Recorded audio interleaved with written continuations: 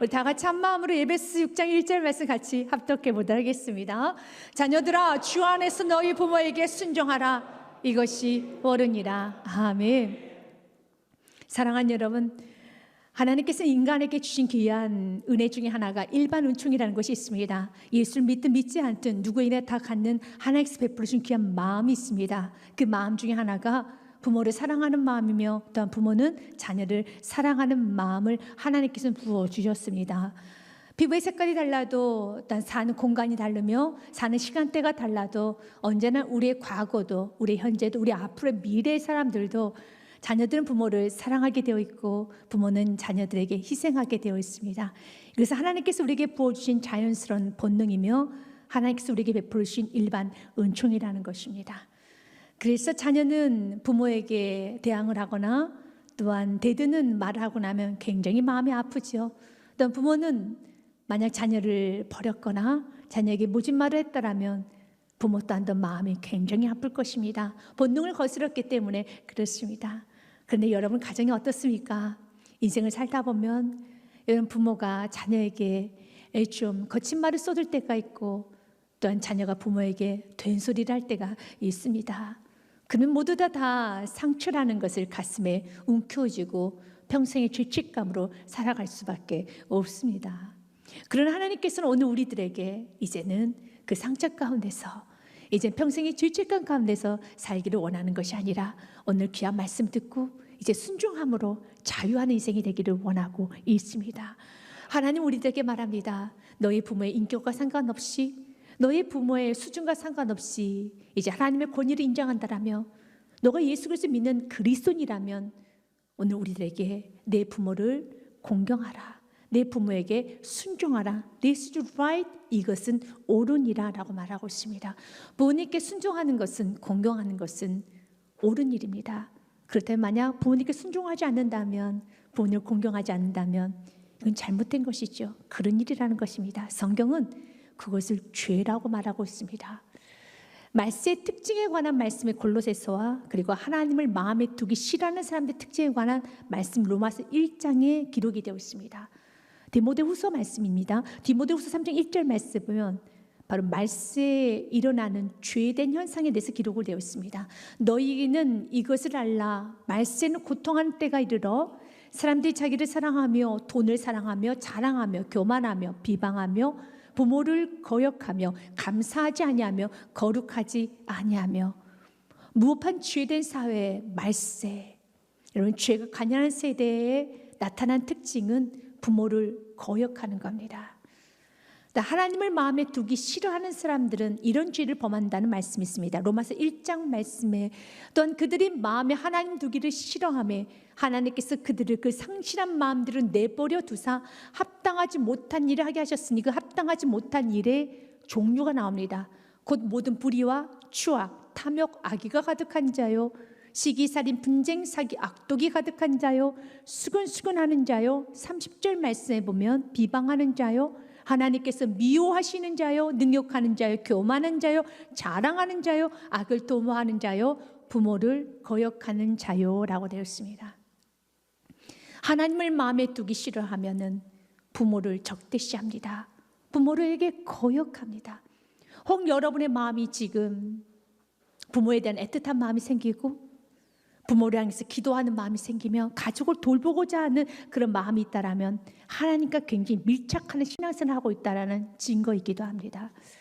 여러분이 하나님을 마음에 두기 싫어하면 가정이 무겁게 느껴집니다. 자녀도 짐처럼 느껴지고 부모 또한도 여러분 좀 힘들게 느껴질 때가 있어요. 그것은 부모의 문제도 아닙니다. 자녀의 문제도 아닙니다. 오늘 말씀으로 우리가 좀 이렇게 들여다본다라면, 아, 내가 하나님을 마음에 두기 싫어하고 세상이 내 안에 들어오면 부모님을 등한시하고 가정을 멀리하고 가정 안에 거친 말을 쏟아낸다는 것입니다. 그래서 하나님께서 오늘 우리에게 말합니다. 하나님께 가까이 하는 것이 복이지 아니하느냐.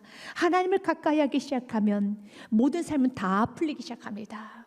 진정 사랑할 대상을 사랑하게 되고 존귀 여길 대상을 존귀 여기게 되고 소중히 여길 것을 소중히 여겨주게 되는 것입니다. 하나님 다시 한번 우리가 행복해지기를 원하며 우리가 모든 것이 회복되기를 원하는 하나님의 간절한 마음을 우리에게 말씀합니다.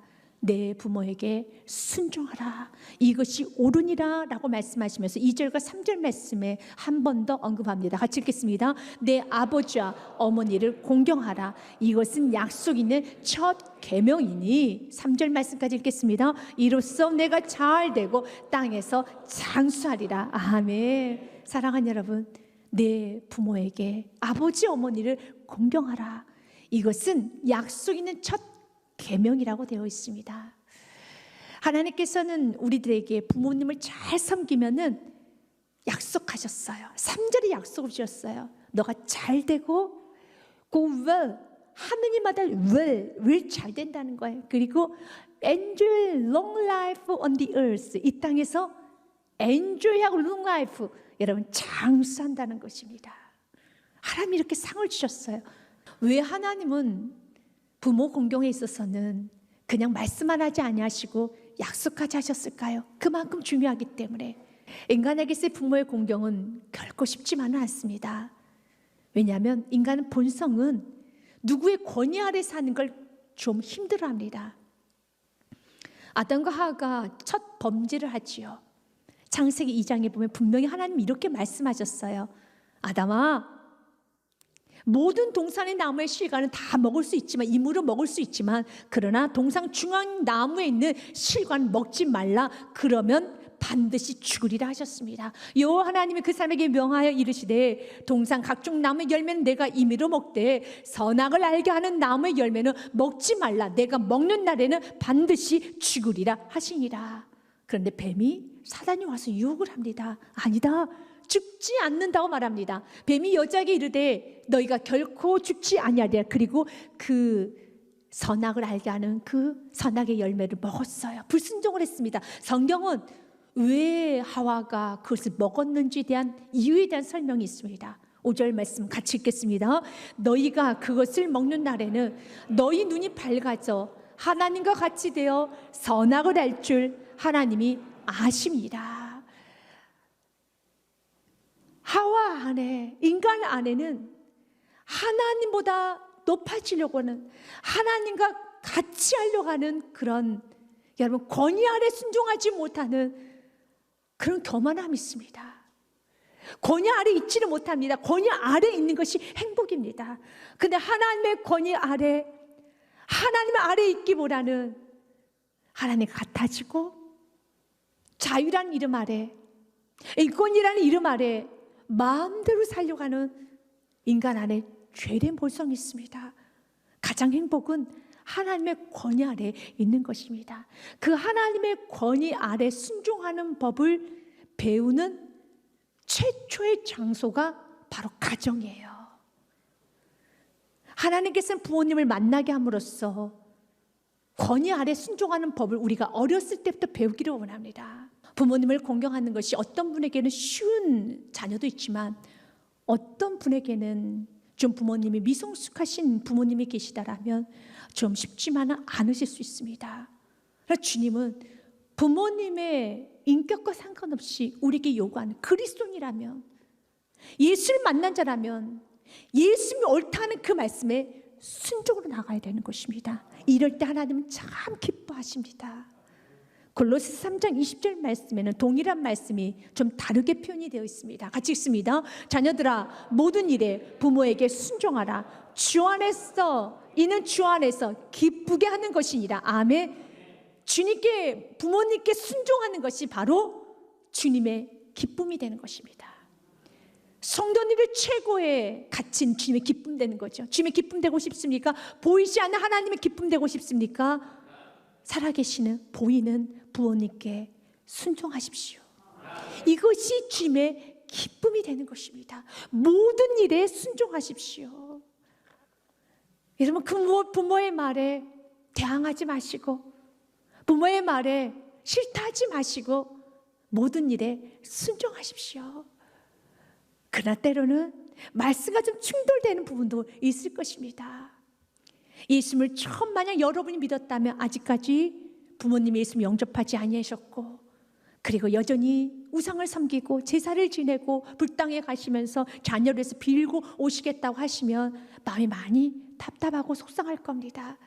예수님은 그걸 모르지 않으셨어요. 그래서 예수님은 마태복음 10장 말씀에 보면 이렇게 말합니다. 지금 너가 처한 상황이 집안에서의 영적 전쟁의 모습이 서로 원수 같은 모습이지 나는 그걸 알고 있어. 그러나 순종하라는 것입니다. 내가 세상에 화평을 주러 온 줄 생각하지 말라. 화평이 아니요 검을 주러 왔노라. 내가 온 것은 사람이 그 아버지와 딸이 어머니와 며느리가 시어머니와 불화하게 하려 함이니 그 모습이 사람의 원수가 자기 집안 식구라. 영적으로 여러분 가치관이 틀리기 때문에 예수님 영접하는 순간에 예수님 주인으로 모셨는데 여전히 아직 예수님 영접하지 않은 사람은 주인이 예수님이 아니에요. 세상입니다. 마귀입니다. 여러분 세상 가치관입니다. 그러니 당연히 틀리죠. 알지만 이렇게 집안 안에서 마치 원수와 같이 서로 대치되는 영적으로 다르다는 걸 알지만 예수는 말합니다. 오늘 주님은 저와 여러분이 말합니다. 내 부모를 공경하라. 순종하라. 그래서 그리스도인들에게는 지혜가 필요해요. 위즈덤이 필요합니다. 말을 잘할 수 있는 지혜가 필요해요. 지혜라는 그 의미 중에 이런 의미가 있습니다. 일을 잘 처리하는 능력입니다. 문제를 해결하는 능력입니다. 이런 서로 다른 가치관을 잘 해결해서 하나의 가치관을 만들어내는 것, 지혜가 필요한 겁니다. 여러분이 부모님을 잘 섬기고 싶다라면 최고의 효도인 예수님을 영접하게 하고 어떤 믿음 생활을 잘 하실 수 있도록 여러분들의 축복의 통로가 되고 싶다라면 여러분이 먼저 여호와를 경외하는 삶을 사셔야 돼요. 그러면 주께서 우리에게 지혜라는 걸 주십니다. 잠언 1장 7절 말씀에 같이 읽습니다. 여호와를 경외하는 것이 지식의 근본이거늘 미련한 자는 지혜운 개를 멸시하느니라. 아멘. 여호와를 경외하는 게 지식, 지혜, 근본 시작이 됩니다. 예배를 잘 들으십시오. 여러분 기도를 많이 하십시오. 그리고 삶 가운데 순종의 삶을 사십시오. 그러면 여러분들 안에 지혜가 임해서 부모님의 마음을 여러분 상하게 하지 않으면서 경우에 합당한 말을 잘할 수 있는 지혜를 주세요. 부모의 마음을 아프지 않게 하면서도 부모님을 잘 교화시킬 수 있는, 부모의 마음을 보듬어 안을 수 있는 하나님은 지혜를 주시는 겁니다. 이 지혜는 여호와를 경외할 때부터 시작되지. 경외가 무엇입니까? 어떤 상황에서 순종하는 거예요.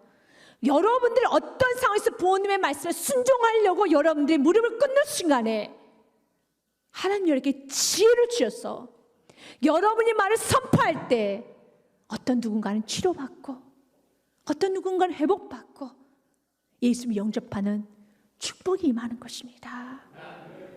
우리 시몬은 우리에게 지혜롭게 내 부모의 마음을 상하게 하지 말고 내 부모와 대적하지 말고 지혜롭게 삶 가운데서 여호와를 경외하는 삶을 삶으로써 위로부터 오는 지혜를 가지고 성령 충만함을 가지고 잘 섬기기를 원하고 있습니다. 그 일을 위해서 우리가 좀 두 가지를 기억해야 되겠습니다. 첫 번째로는 여러분 우리 주님은 나를 정말 더 많이 사랑해요. 우리 부모님은 내가 나를 사랑한 것보다 부모님이 나를 더 사랑하는 정도가 훨씬 크다는 겁니다. 때로는 자녀가 내가 더 부모님을 사랑하는 것 같아. 아닙니다. 부모님이 나를 더 사랑합니다. 이걸 여러분들이 믿으셔야 돼요. 이걸 여러분들이 기억하셔야 되는 겁니다. 하나님은 여러분들이 부모님이 나를 더 사랑하신다는 귀한 믿음을 가지고 나는 그것을 기억하면서 여러분을 사랑하기 원합니다. 우리 예수님께서도 이런 비유를 하시지 않으셨습니까? 악한 부모를 할지라도 자녀에겐 좋은 것을 줄 줄 알거든이라고 했습니다. 하물며 천부께서 하늘의 아버지께서 좋은 것 주시지 아니하시겠느냐라고 비유를 들 때 악한 부모도 자녀에게만큼 좋은 걸 줍니다. 그만큼 부모는 자녀를 사랑합니다. 때로는 그 부모가 여러분 자녀에게 좀 섭섭한 말을 한다 할지라도 여전히 부모는 자녀를 향한 사랑이 있습니다. 두 번째로 항상 부모는 나에게 좋은 것만 주신다는 걸 기억하셔야 돼요. 때로는 내가 생각하기에 내 말이 옳고 부모의 말이 틀렸다고 생각될 수 있습니다. 그러나 아직 예수를 만나지 않으셨기 때문에 아직 모든 것을 자신의 삶을 다 바꿔야 되는, 아주 심각한 문제에 봉착되어 있기 때문에 자신이 살았던 모든 삶을 부인해야 되는 그런 상황이 있기 때문에 아직 주저주저 하는 것뿐이지 여전히 그 마음에는 선한 동기가 있어요. 자녀를 사랑하는 선한 동기가 있고 자녀에게 좋은 걸 주려고 하는 선한 동기가 있다는 걸 기억하셔야 돼요. 그리고 그걸 믿으셔야 되는 것입니다.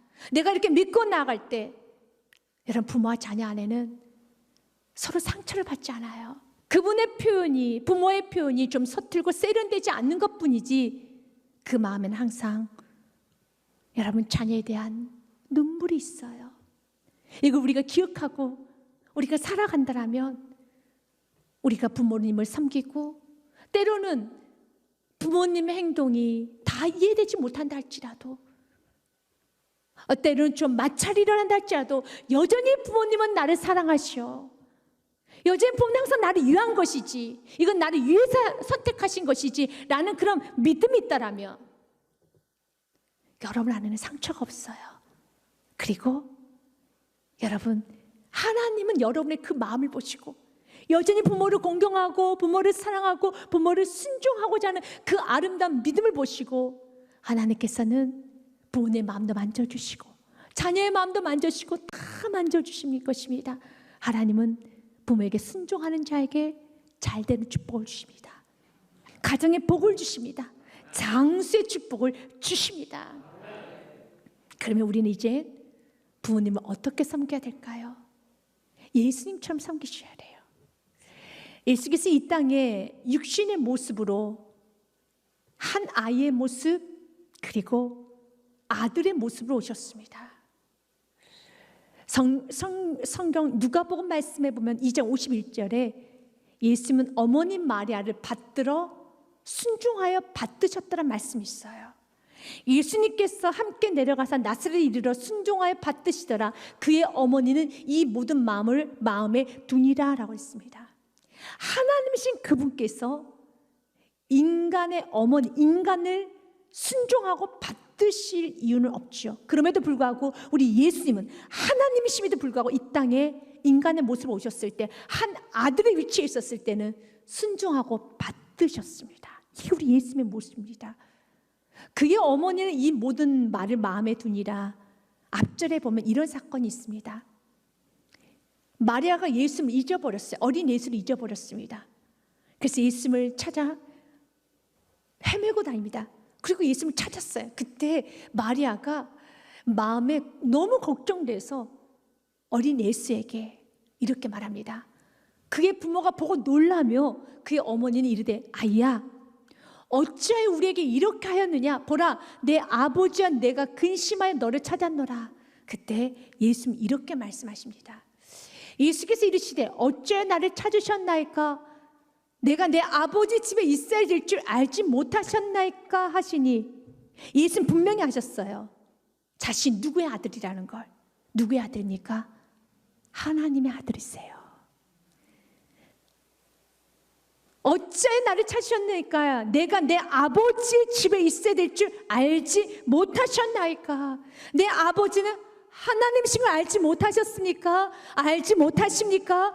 라고 말씀하셨지만 예수님의 행동은 이 땅에 육신 오신 예수님은 51절에 분명히 자신이 하나님의 아들 천지를 지으신 당신을 지으신 나 예수지만 마리아 요셉을 지은 나 예수지만 마리아와 요셉에게 생명을 준 나 예수지만 그러나 자신 분명히 아셨지만 이 땅에서 예수님은 순종하여 받드셨더라.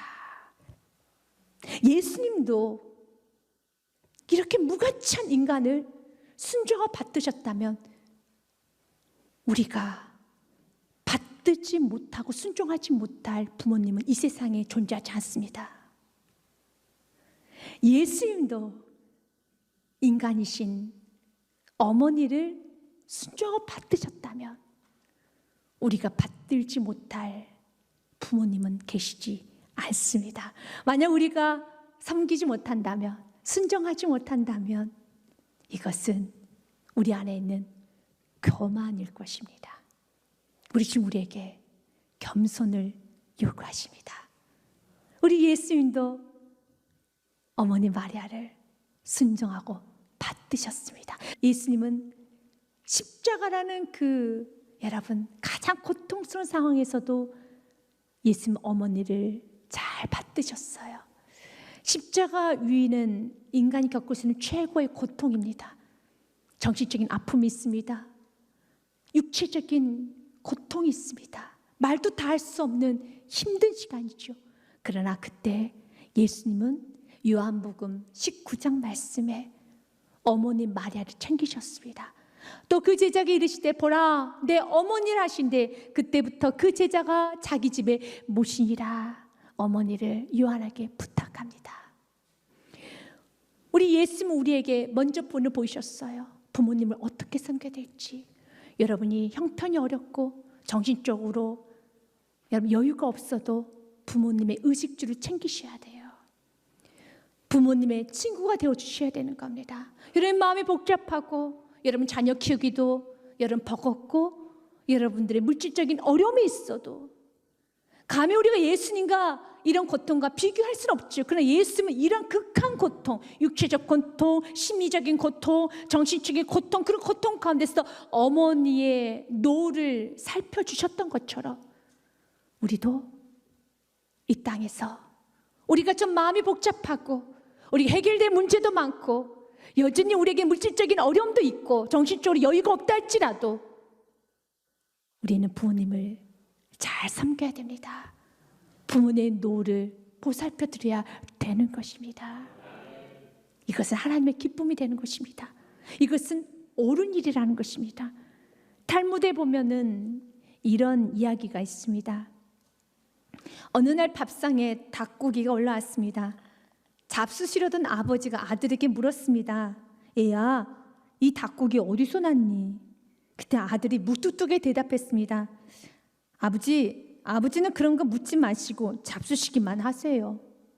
이때 탈무드는 이렇게 결론을 내리고 있습니다. 이렇게 대답한 아들은 천국에 갈 수 없다. 좀 의미 있는 결론인 것 같습니다.